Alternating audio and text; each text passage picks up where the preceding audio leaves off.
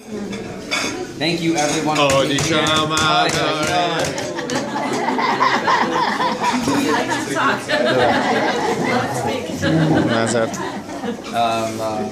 Yes. Thank you, everyone, for being here. I would like to extend a special thank you to the Friedmans and to Cornberg, Tara and Simon, and to beloved Alan and Shane Kelman, who have done so much for me in the past, and they have certainly facilitated a warm welcoming for my friends that came here, and also provided a lot for me to be able to stand up here, really on my own 2 feet today, as a man who was able to propose to a young girl who I fancied a year ago. In any event, so yes, thank you very much everyone for being here. I'll share something that I actually shared at Atara Kelman's Sheva Brachot when she first got married. And I'll try to add a little bit something. So it's very quick, it's very simple. The reason I'm able to remember the place where it is in Shemos Perek Vav, Pasuk Vav, 26. So to me that represents the 6 midos, and 26 is the name of Hashem. But in any event, in there, in the verse, there's a little bit swap of where Aaron is mentioned and where Moshe is mentioned. Normally it would maybe say Moshe first, then Aaron. But a few places in the Torah it swaps it up, switches it around.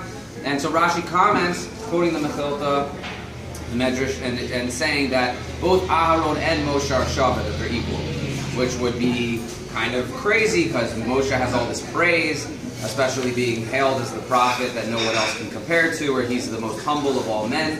And so what could Aaron possibly have done in comparison to Moshe, and how could they call them equal, even if how are they even equal? They each did different things. Maybe Aaron spoke and Moshe did something with his staff, and like, they just weren't doing the same thing, yet they were called equal. So I think back then I just said everybody should, realize that there's a whole big job to do, and we have to get the whole thing done. In order to get the whole thing done, you're going to need different players. And so even if one player did 1% and the other one did 99%, you still wouldn't have a whole with the 99%. So it's very important to just be appreciative. So along with that appreciation, I ended up reading, I loved this book, What's Bothering Rashi. My friends made fun of me for it back in LA. But I love this book, What's Bothering Rashi. It really catapulted. Every night in yeshiva, I would use it as like a framework to launch into like 3 hours of discussion with Michael Russo between 12 and 3 a.m.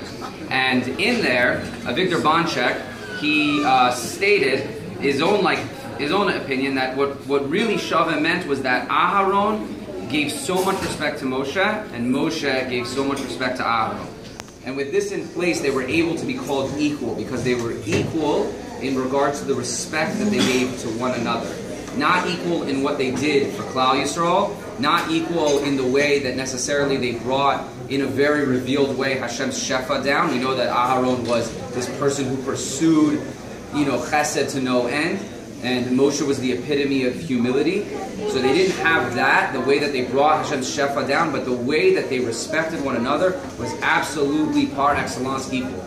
And so I hope that we can learn from that, Yael and myself, and that even though we are certainly at different places in our lives professionally, and we are certainly a man and a woman who are like opposite ends or different planets, hopefully the thing that we do have in common is that we really, really idealize one another, give so much credit to one another, and really fully respect one another to the place where we can be seen by ourselves and even seen by others as truly equal. Thank you all for watching.